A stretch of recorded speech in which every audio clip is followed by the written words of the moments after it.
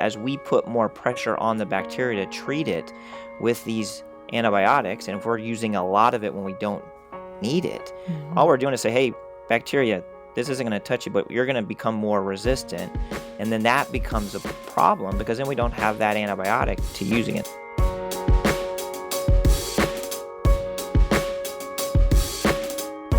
The overuse of antibiotics can have grave consequences, and my guest today is sounding the alarm. He says this is happening now more than ever during this pandemic, and it's happening particularly for kids. I'm Sarah Fenske. This is St. Louis on the Air.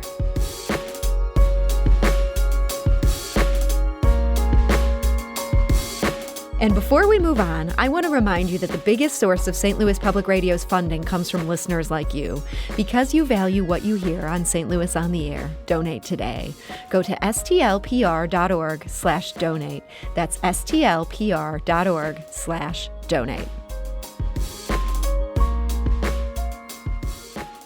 Joining us today is Dr. Jason Newland. He's a professor of pediatrics at Washington University and the director of the Antimicrobial Stewardship Program at St. Louis Children's Hospital. So, Dr. Newland, welcome. Oh, thanks for having me, Sarah. So you've long been concerned about the overuse of antibiotics. This predates the pandemic. Overall, why is this something we need to worry about? Yes, Sarah, this has been my career work prior to the COVID-19 pandemic, looking at antibiotic use. Antibiotics were initially developed or discovered back in the 1930s and first used in the 1940s.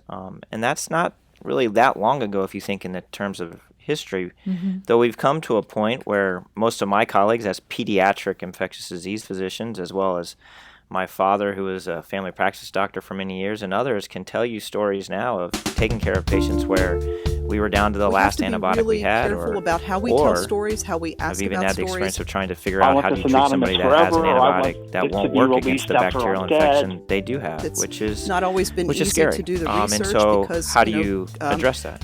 So break this down for me when you say you're down to the last antibiotic. These can no longer work for an individual. So now we use so think about it as, right, we have these bacteria that we can identify in our labs. So maybe it came from their blood, or maybe they had a really, really bad skin infection, and we're able to get that culture. And so we get the name of a bacteria. A new virtual one many exhibit people will know is Staph aureus, or they've heard of MRSA or methicillin-resistant Staph aureus. Or maybe they've had a urinary tract infection with a bacteria called E. coli. And joining us today to talk about it essentially, is Sharon we have Smith. these great She's the technologies curator to of let civic us and personal know identity which and the content antibiotics lead work for this to exhibit. treat that Sharon, welcome. bacteria, or that Staph aureus, or that E. coli. And we're also joined today by historian we'll Stephen be taking Brawley. care of some very He's the founder sick of the St. Louis who might have LGBT these History infections, Project, and we'll get and to also where a it says, member of okay, Missouri History's people will know, like, LGBTQIA Advisory Board. amoxicillin. So, Steve, welcome back to the show. Resistant. Thank you very much, Sarah. That So, bacteria, Sharon, let's start with you. I understand this Gateway to Pride exhibit was set to begin displaying last summer. Let me guess, COVID is one factor in why that changed. Such as yes, COVID is the only Most factor. of your audience will have no clue about that. It's a fair guess, isn't it? And if it's resistant to that antibiotic, we were going to people do, like me and my specialty are like, as oh boy, that's a major sort problem. of an opportunity now to I need to go look for tell some of the these folks newer about drugs the and hope that initiative one of them in might a work. small atrium And presentation in our lower and how does level of the museum. overuse play into, say, a bacteria becoming resistant to amoxicillin? We, of course, knew at that point this is, we had to all be quarantined. This is evolution at its finest. So think about a bacteria is able to make more of itself every 20 minutes. Still get this information out there, because so, you go 1 to 2, 2 to 4, 4 to 16 very quickly, every 20 minutes. The public involved in this if a effort bacteria of all of a collecting sudden all has these somebody or something trying to get rid of it, it changes. That can only happen we're if they seeing know that we need it. people, if we talked about coronavirus, they'll talk about variants.